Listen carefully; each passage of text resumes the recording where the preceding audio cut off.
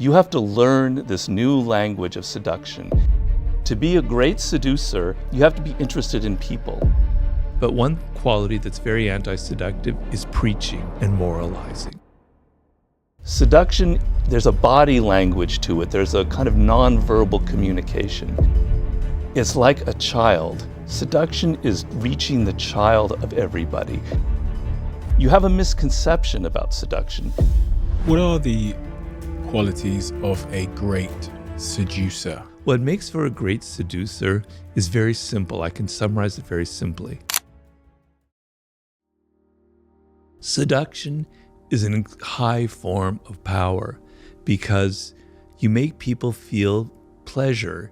You make them feel excited or interested in you, and then their resistance to your ideas slowly lowers, and you have the ability to influence them and to move them in the direction that you want. If you yell at them, like we were talking about your child, and you tell them, do this, do that, they resent it, and for good reason. But if you're subtler, if you're more seductive in your approach, if you're more indirect, people will do what you want or go in your direction without ever even realizing it.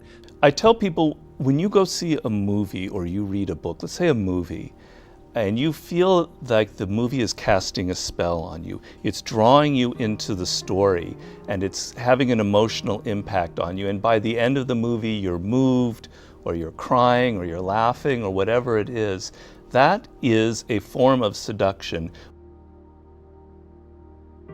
where you've allowed your psychology to be penetrated by a director, a writer, or whomever, and you're seduced. And it's actually an amazing power that humans have. The problem is some people are closed to seduction. They don't want to be seduced. They're not interested in other people. I find seduction to be a very social phenomenon. To be a great seducer, you have to be interested in people.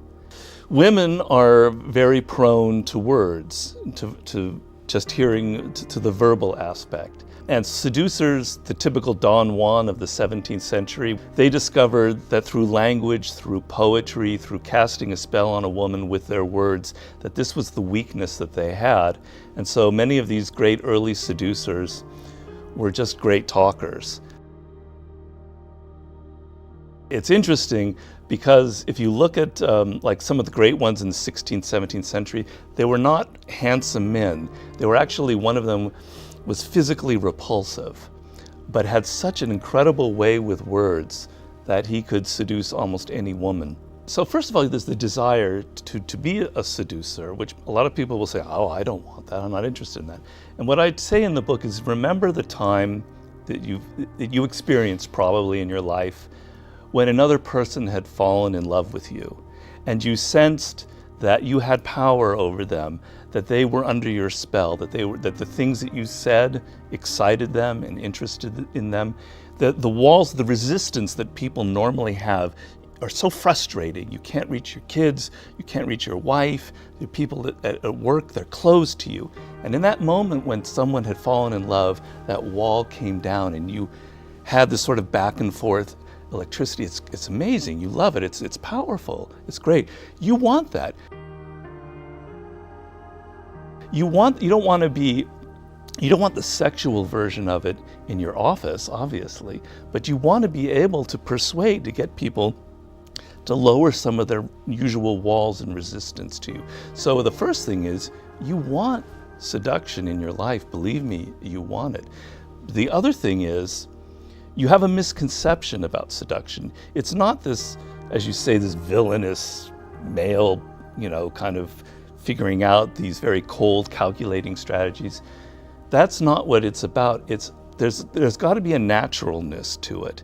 If you're someone that has calculated their way too much in the process of, this is what I'm going to do, step A, B, and C, it's not seductive. People can read it.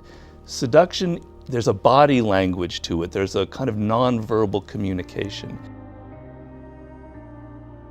And we sense that another person is trying too hard. They've read a book. They read The Art of Seduction and they're applying the 24 strategies. It doesn't work. You have to bring out natural qualities that you have. And I maintain in the book that every person has a kind of natural quality that makes them authentically seductive, whether it's the natural who's kind of childlike and spontaneous, or the rake, or the siren, or the ideal lover, whichever type it is, it's in you, it's latent, it wants to come out, and that's what will make you a good seducer. People are dying to be taken out of their lives, out of the banal day-to-day work, and to be taken on a ride. They want enchantment, they want some drama in their life, they want pleasure.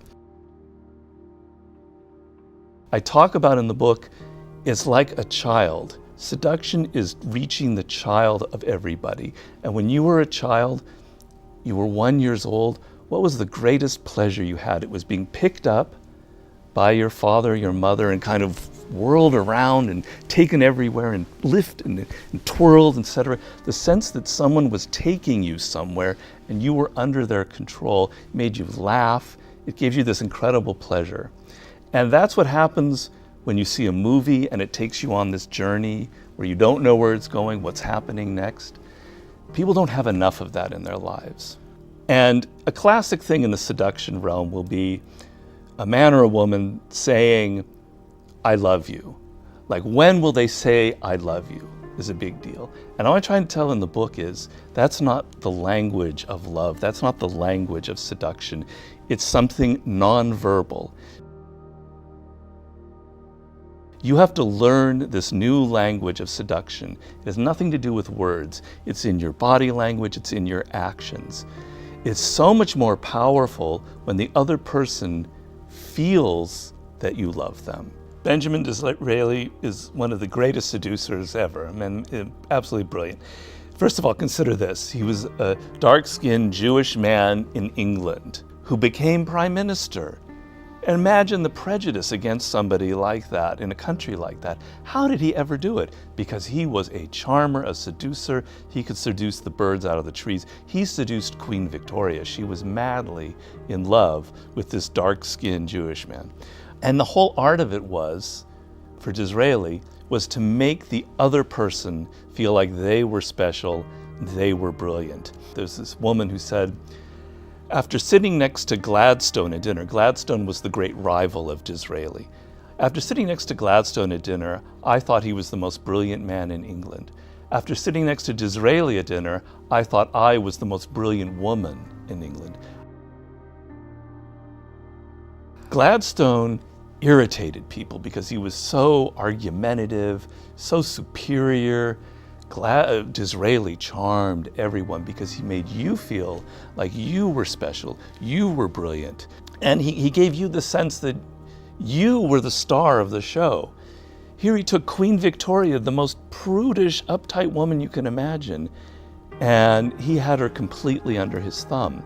She wrote a book which nobody read because she wasn't a writer, but she had vanity, she has ego, everybody has ego. And so now Disraeli would refer to her, he would say, you know, we authors, when we write, and he was a great writer, but he made her think that she was a writer like he was. I mean, the guy is one of the great seducers of all time. So getting back to the nonverbal aspect of seduction, you know, there's words that you can use to reason with people, and there's a place for that, and it's important. And there are words that you use to cast a spell. So when we read poetry, when we read Shakespeare, we're not looking for rationality, for logic. We're looking for that spell, for that feeling, for that emotion. One of the greatest male seducers that ever lived was Errol Flynn, the actor. The power that Errol Flynn had, I had to study it and figure out what was the secret to his success. It wasn't really anything he did. He was completely undefensive. There wasn't a defensive bone in his body. He was open, non-judgmental.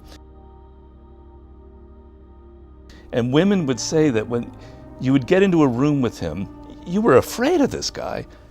10 minutes with him in the room and you lost all of your inhibitions. They said it was like drinking 4 martinis just to be there. They hadn't drunk a thing. It's because he was so relaxed. that he would pass that mood to you. Human beings are not just logical animals. We're physical, we have bodies, and our emotions, our physicality responds to the physicality of the other person. These are the grammar of seduction that you have to learn. People consciously won't admit to wanting to be seduced, but everybody secretly wants to. So the key is everyone's different. What would seduce one person, what they unconsciously need or want or are missing in life, is not the same as another person. I just remembered this anecdote. It's not in my book because it's happened to me. When I was young, 21, I lived in Paris. I was working at a hotel. And I met a man who worked at this hotel. This is a hotel where all the models stayed in Paris. He was this Brazilian man. He was the greatest seducer I've personally ever met. And he was seducing everyone, and I was just amazed. I couldn't believe what was the secret to this guy, his success. And one time I was with him, I was walking down the street, and he was with his latest conquest. And this other woman came up to him, all angry and bitter and crying. It was somebody that he had seduced and abandoned. And I go, we're gonna see a fight, it's gonna get ugly. 30 seconds later, she was completely melted and was back under his charm, and he was like signaling to us to leave. It was because he was like that Errol Flynn thing. He had nothing defensive about him. He was sort of like, yes, I understand. And he, through his physicality, through the fact that he didn't get angry, that he didn't get defensive, he didn't start defending himself. He didn't say, well, let me explain. No, he just immediately went into this sort of calm, loving, intense attention mode, and it worked on her. I know that's what I was getting at. Her unconscious. She just melted in front of him. What makes for a great seducer is very simple. I can summarize it very simply. You are outer directed. So when you meet somebody for the first time, or you're on a date or whatever it is, you're not having that internal monologue going, does she like me or does he like me? Am I dressed well? Am I saying stupid things? What can I do to impress them? No. You turn it off and you're outer directed, and you're listening to them, and you're entering their spirit, and you're hearing them say things that give you idea of what they're missing in life, of what they want, of what their needs are, of what makes them an individual. You're absorbing it, you're entering into their spirit, and then you can reflect it back to them. You can give them gifts, you can take them to places that show that you're attentive to them. Because if you look at how we are in our day-to-day life, normally people never pay us attention. They're always so self-absorbed, they're never thinking about us. The times where you get the sense that people are actually interested in who you are as an individual is pretty rare. If you give that feeling to someone, it's incredibly powerful, because we all want to be validated. We all want to be recognized. So the seducer is not someone who's all worried about him or herself and thinking. They're involved in the other person. They're absorbed like a sponge inside their psychology, inside their world. But one quality that's very anti-seductive is preaching and moralizing. Is like telling people, oh, that's wrong what you just said, or your politics are ugly, or you're not really good at this, or something or other. Having a moral superiority, a sense of sanctimonious in a realm which should be about pleasure, where should be that kind of equality, that kind of back and forth dynamic, where you're asserting your moral superiority, is deeply, deeply anti-seductive. The element of preaching to people. Not being generous, and I mean not just with money. Money is important, but not being generous with your spirit. You want to be open. You want to give as much as you can to the other person, of yourself, of your time, of your money, of your energy, etc. So being all kind of crimped and I don't want to give, I don't want to spend money, I want to take you to the cheap place to eat, I don't want to give you much time, is very, very anti-seductive. A lot of men would come to me with this problem after I wrote the book, which is I'm always thinking about what I should say, what I should do in this situation. I'm in a bar, I'm meeting her for the first time. I'm thinking, what should I say in this situation? You've got to flip the script. You've got to stop thinking of yourself, about your insecurities, about what you must do, about what you must say, about your behavior, about how you look, and you must focus on the other person, on what they want, what they need, and what their world is like, and what their spirit is like. I call it Enter Their Spirit, which is one of the chapters in The Art of Seduction. So people who are kind of so insecure that they are constantly talking about themselves and nervousness, they're constantly repeating things about their life, and they can't really direct attention. You don't feel that they're open to you. It's all like closed there. That's a very bad sign. You want to sense that you can affect them emotionally and that they can affect you.